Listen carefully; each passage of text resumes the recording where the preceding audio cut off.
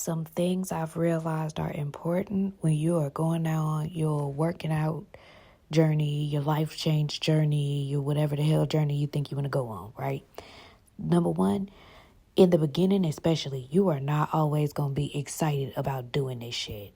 When I tell you, from the first day that I worked out to this day that I worked out, that look on my face of just like, come on, let's get this shit over with because I don't fucking feel like it, that's real life shit.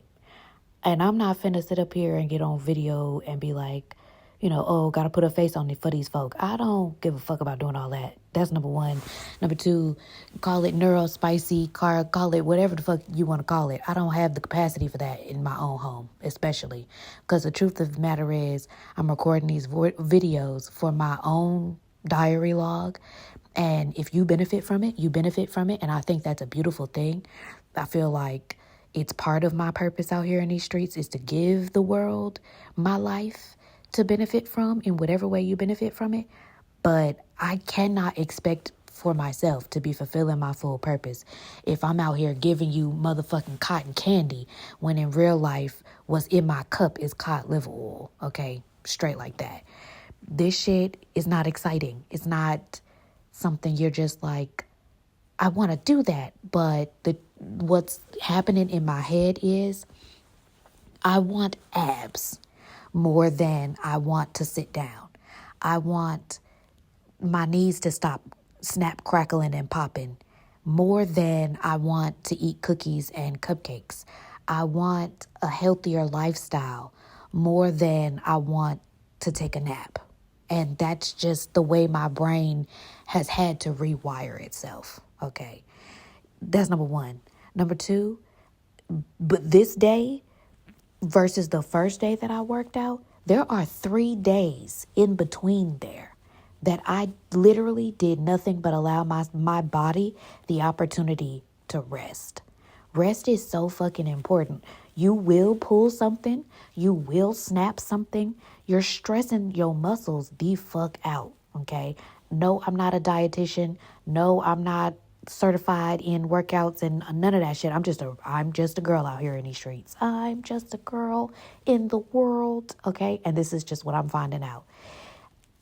From the first day up until this day, okay, there were 3 days of rest in between.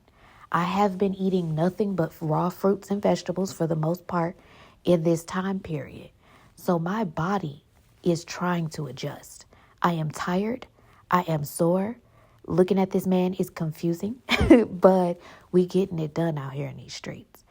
Don't let society make you feel like you got to work out 7 days a week for an hour a day, every damn day. These videos that I'm working out to are nothing longer than 30 minutes so far that I've done, okay? And that rest in between there has been important for me personally to allow my body to recoup and regenerate, okay?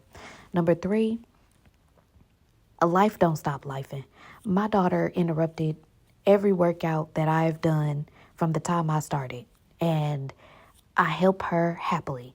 And at that same time, I get back to it. Life is going to inconvenience you. The closer you get to the finish line, the closer you get to starting something new, to stepping outside your box, to exiting your comfort zone, the more spirit is going to throw shit, sprinkle shit in your path to see if you really about what you say you about. That's just what I found. Spirit has thrown shit up in my face to see if I was still stupid on numerous occasions, whether it was the same dirtbag energy wrapped in a different pretty package. Spirit has thrown up. I mean, when I tell you I've started this journey and all of a sudden I am seeing recipes for cakes and cookies and pies out the motherfucking wazoo, I decided I'm going to stop eating meat. Now I keep seeing recipes for barbecue baked chicken, bitch. Oh my gosh. Okay. The stress. Nonetheless, it's okay. It's testing my discipline. Okay. Period. Point blank. That's just that. And me placing myself in a position to have my discipline tested is good for me. It's helping me again to become the individual I want to become. Straight like that. I can't put it no other way. The fourth thing that I've learned, especially for women, The closer you get to your cycle, the more you're going to be craving big back, nasty ass burgers or greasy ass foods. Your body is literally preparing to shed from the inside out. So, on this journey where I've eaten nothing but fruits and vegetables this whole time, I've cheated twice. I had beef and broccoli from this Chinese restaurant, and I had a sausage. Okay, don't worry about what a sausage is. We'll talk about that later. But I needed that. My body needs the fucking energy, and your body burn through fruits and vegetables like it's nothing. Okay, just like water. If you're not putting something in that water, a little bit of Himalayan sea salt maybe, or some cucumbers or lemons, that stuff is good for burning fat, of course. It's good for cleansing your system, of course. But it's also good for literally making that nutrient stick in your body. That plain ass water is doing absolutely nothing but flushing your system out. Period. That's it. Don't fight with me, fight with your mom. That's both something that I've researched and something I'm pretty sure you can ask other people about, people who are actually certified to be knowledgeable on the topic. Just water is flushing your system out. You wondering why you dehydrated? It's because you're literally not hydrating your body. You're flushing it. You know what I'm saying? That was a hard pill to swallow because I upped my water intake thinking, okay, it's finna clear up my skin. It's finna do this. It's finna do that. Bitch, I'm thirsty. It's dry in here, okay? Insert the SpongeBob water scene right here because help, okay? 5, this shit here is stressful, period. Eventually, what happens is not that it gets easier. You be in this bitch talking about when is it going to get easier? When is it going to get easier? It doesn't. You just get stronger.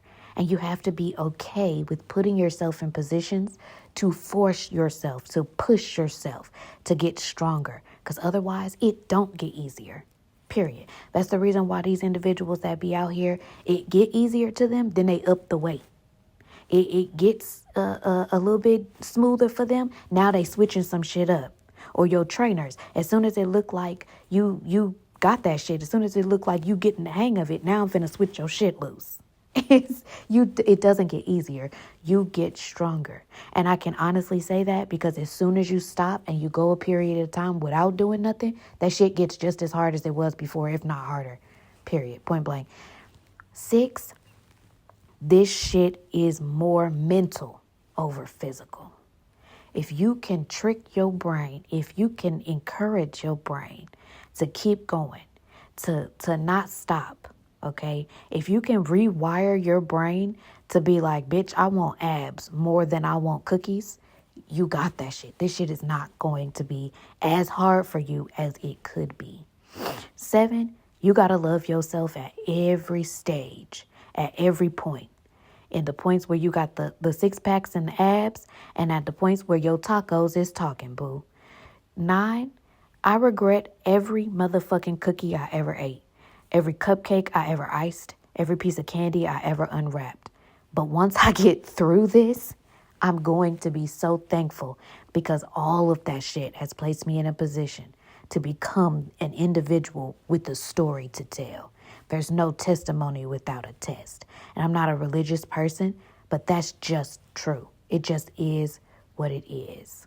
So at the end of the day, this is teaching me to be heavy on the self-love, heavy on the self-care, to pour as much energy in myself as I pour into those around me, and to allow myself a space for the same love and grace that I allow for everybody else.